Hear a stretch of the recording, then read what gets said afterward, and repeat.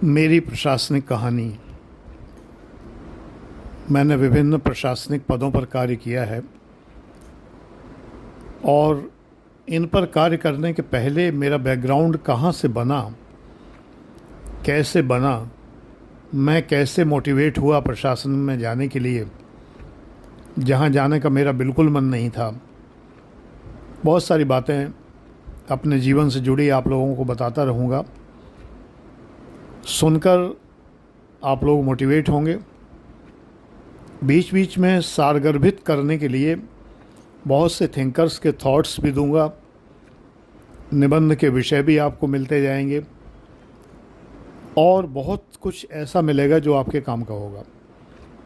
आप भी मोटिवेट होंगे। तो कहानी का अगला भाग प्रारंभ करते हैं।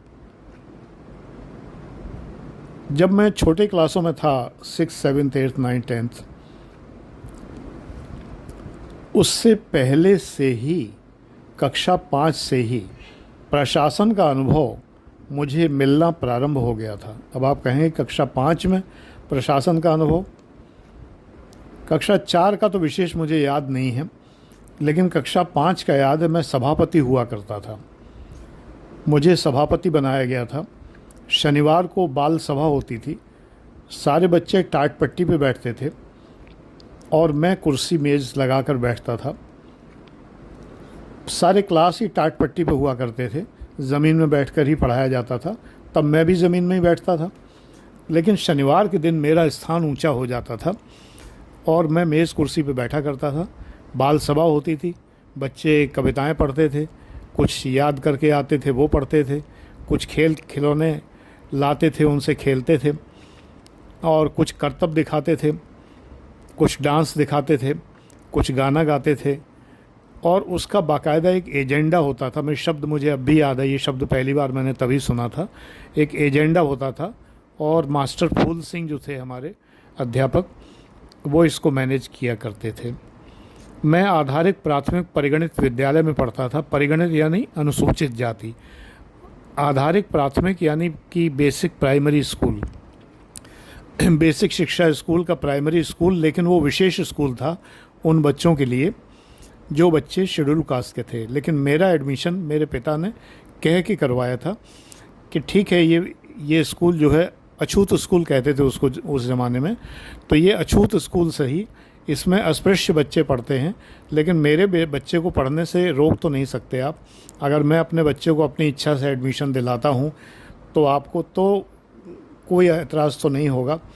तो वहाँ के जो मुख्य अध्यापक थे उन्होंने बड़े ही स्वागत से मेरा एडमिशन वहाँ किया और मैं सौभाग्यशाली हूँ कि मैं उन बच्चों के बीच में पढ़ा, जिसके कारण मेरे अंदर एक प्रशासनिक क्वालिटी डेवलप हुई जो जीएस के 4th पेपर में आप लोगों को बताई जाती है।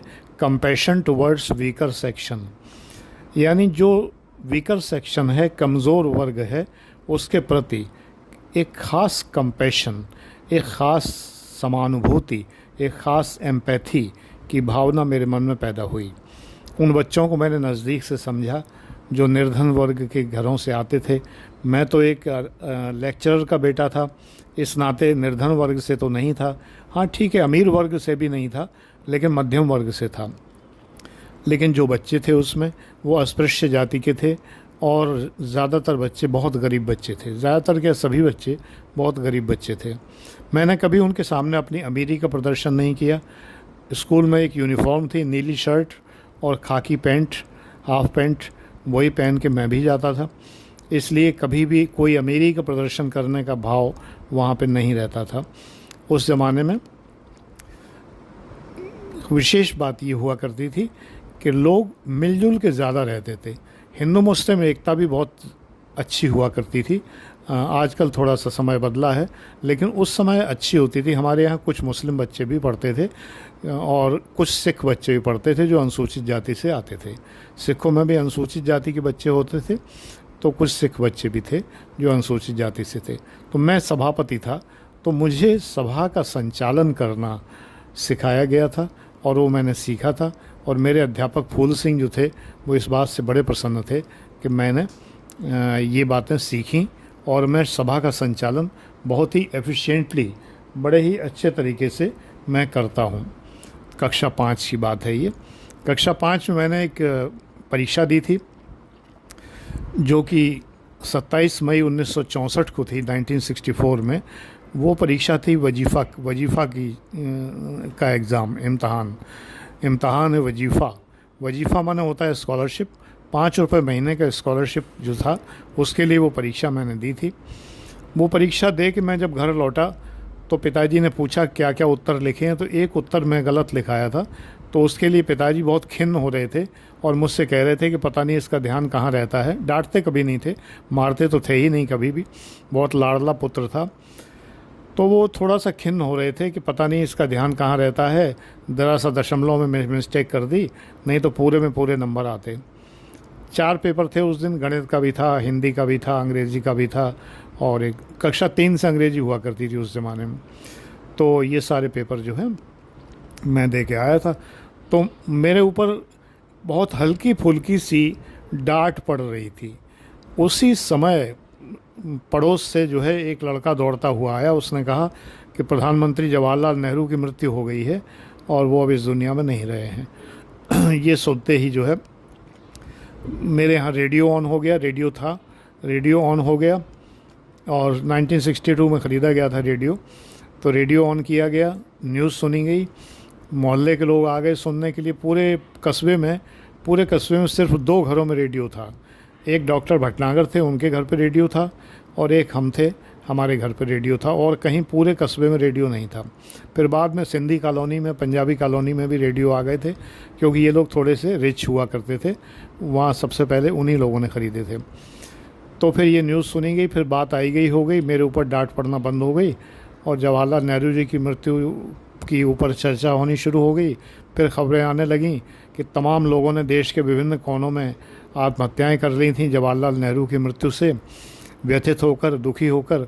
मुझे वास्तव में आश्चर्य होता है, आज के ज़माने में किसी भी प्रधानमंत्री की कहीं भी कोई मृत्यु हो तो कोई शायद आत्महत्या ना करे। जयललिता के लिए भी सुना गया था कि जयललिता जी की जब मृत्यु हुई थी तो कुछ लोगों ने आत्महत्या कर ली थी। लेकिन मैं बहुत से प्रधानमंत्रियों के नाम सोचता हूँ कि क्या उनकी मृत्यु होने पर क्या कोई आत्महत्या करेगा, तो मेरे मन में उत्तर मिलता है कि नहीं, शायद कोई नहीं। एनीवे, तो ये कक्षा 5 की बात हुई थी। कक्षा 6 में चूँकि मैं 5 को टॉप करके आया था, वजीफ़ा प्राप्त स्कॉलर था, मुझे उस परीक्षा में सफलता मिली थी, 5 रुपये महीने का स्कॉलरशिप मुझे मिल गया था। तो मैं मॉनिटर बना, कक्षा 6 का मॉनिटर बना। तो नेचुरली जो है क्लास का अनुशासन मेरे हाथ में था, और मैं क्लास को बहुत अनुशासित तरीके से, शोर न हो और सब लोग पढ़ते रहें, जब पीरियड खाली हो तो उन्हें ब्लैक बोर्ड पर लिखित काम देना मेरा काम हुआ करता था। मुझे याद है मैं भूगोल का काम बच्चों को दिया करता था। ब्लैक बोर्ड पर मैं भूगोल के प्रश्न और उत्तर लिखा करता था। जब कोई पीरियड खाली होता था, कोई टीचर नहीं होता था, तो मैं लिखा करता था। मेरे हाथ में एक डंडा होता था, हालांकि मैंने कभी प्रयोग नहीं किया, बहुत दुबला पतला था मैं। बीएससी तक मैं बहुत दुबला पतला था, बहुत ही ज़्यादा।